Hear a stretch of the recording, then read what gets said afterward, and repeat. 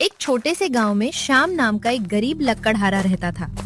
वो रोज जंगल जाकर लकड़ियां काटता और उन्हें बेचकर अपने परिवार का पेट पालता था। श्याम बहुत मेहनती था, लेकिन उसकी गरीबी कभी कम नहीं होती थी।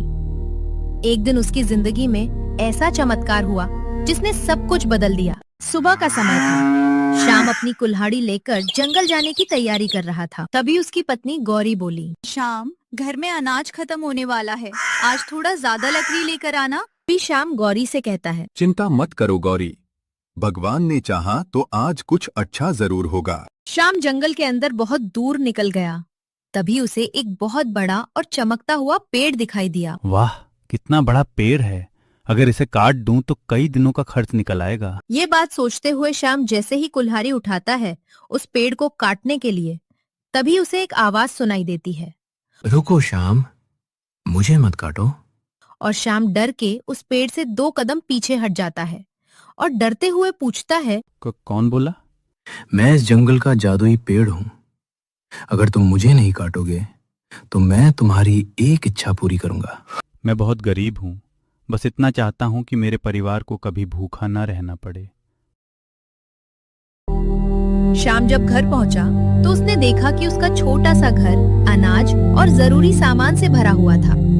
तभी उसकी पत्नी गौरी बोली, श्याम, ये सब कहाँ से आया? शायद उस जादुई पेड़ का आशीर्वाद है। देखा, अच्छे कर्म कभी व्यर्थ नहीं जाते।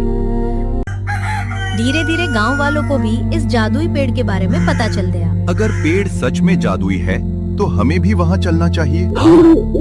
हम उससे सोना और धन मांगेंगे। गांव वाले जंगल पहुँचे और लालच में आकर पेड़ को काटने लगे। तभी अचानक तेज हवा चलने लगती है।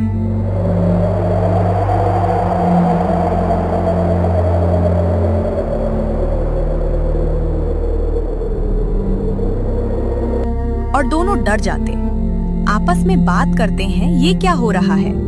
तभी उनको एक आवाज सुनाई देती है, तुम लोग लालची हो।